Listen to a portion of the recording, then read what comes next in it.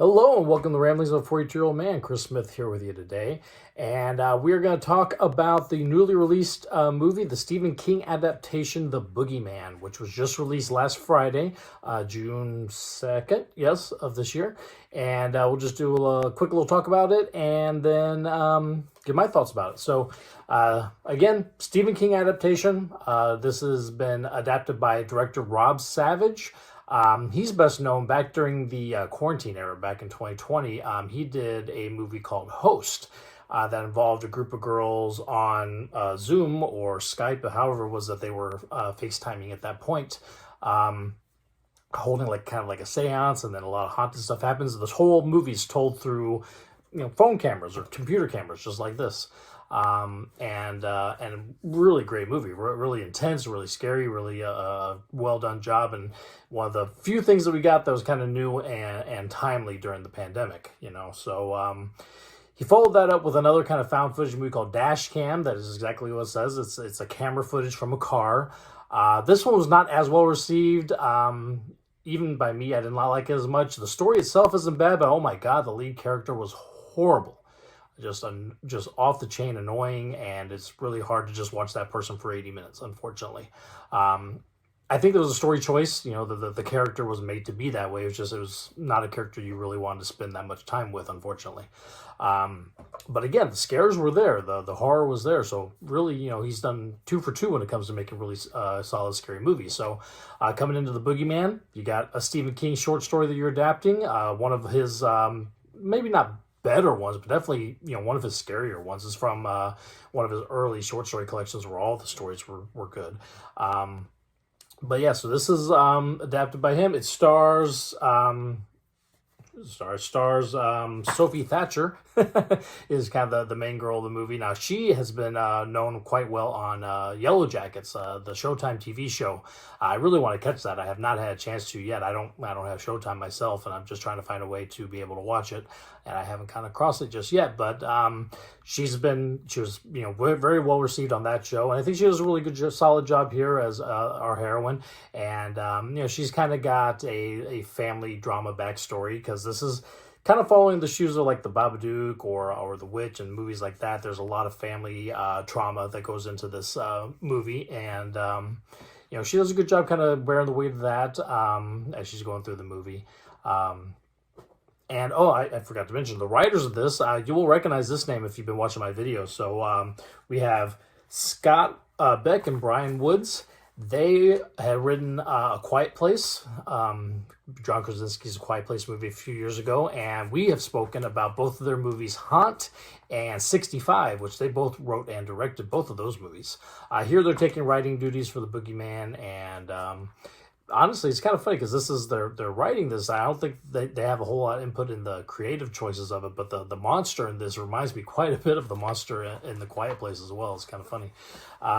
Anyway, that's kind of the creative team that makes the movie, and so The Boogeyman is kind of, you're following a family who's recently lost the mother of the family. So there's that family drama that I was talking about earlier, and they are kind of dealing with that, and the father is a psychiatrist, and a guy comes in to see him with unscheduled, just jumps in and starts talking to him and tells him about this creature that supposedly killed all 3 of his children, and no one believes him, and he ends up killing himself while he's at this appointment, or not appointment, it wasn't an appointment, while he's at the psychiatrist's office.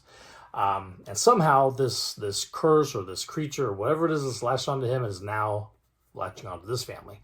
And so there's your titular boogeyman. Starts off in the closet, starts off kind of going after the youngest sister, played by the same little actress who played Princess Leia in the Obi-Wan series. I think she does a great job here as well. So yeah, it's kind of following her for a good chunk of it, and then of course the older sister gets into it, and that's Sophie Thatcher character, who we end up following out through the rest of the movie. So there's your basic premise. I would just say Mixed reviews for this one. I think the Rotten Tomatoes is somewhere in the 60s, which is still good enough to be a fresh, but is, kind of middle tier.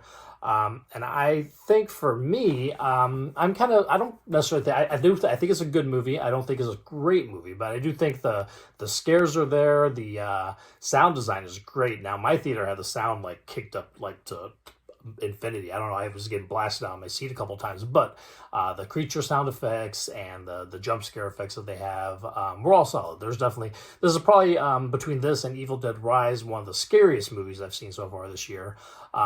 Where it kind of falls flat just a little bit for me is there's a little too much focus on the drama. Now, I understand the family drama, that's the thing, that's going to happen, but the Sophie Thatcher character is also dealing with the bullies at school and trying to get back into school, and she's got a friend who feels bad but doesn't quite know how to help her after what's happened with mom, and then she's got supposedly other friends who are pretty much just bullies. I don't know how you consider them friends. And there's a whole scene with them that really does not add anything else to the movie that could have easily just been left out. There's enough drama with the family history that you really didn't need to have school drama as well, unfortunately. That being said, other than that, I enjoyed the rest of the movie, and I thought that, like I said, the scares were good, the acting was on par, and just, some of the narrative could have been trimmed down just a little bit just by losing this extra stuff that really did not add anything to the film, I don't think. That being said, I like the director. Of course, I like the writers. I'll probably be checking out anything that they are doing. I loved Haunt. I loved 65 quite a bit as well. It was a lot of fun. And this one, like I said, other than some extra scenes I don't think were necessary, it was a fun movie. I enjoyed it. I would definitely being somewhere in the 70s probably for me if I was rating on a grading scale, which I don't either say it's good or not. But so for me, I would definitely recommend to watch. If you're liking scary movies, tense, there's definitely some to keep you on the edge of the seat moments in this movie.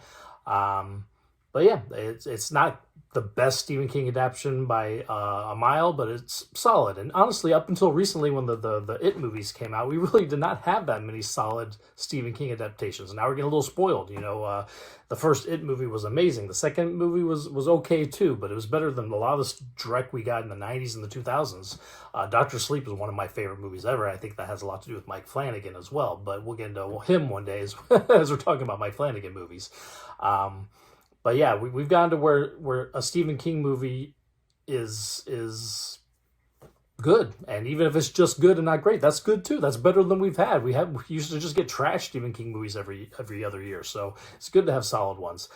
This one, even we think of Stephen King movies in the 90s and 2000s as all these mini-series or TV movie stuff. This movie was going to be a direct-to-Hulu movie, similar to Prey, the Predator sequel that we got last year.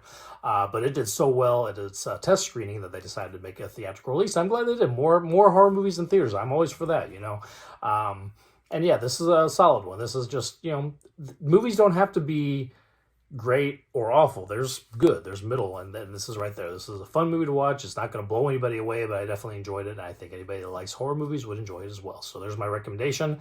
Again, that is The Boogeyman, in theaters now. I'm sure eventually it'll probably be on Hulu, since I think it's a Fox joint, so that's where those typically go. And so if you don't want to catch it in theaters, if you wait a little bit long enough, you'll probably be able to catch that on, if not Hulu, some streaming service will have it eventually. So recommendation from me. Thank you as always for listening, and we'll talk again soon. Thank you. Bye.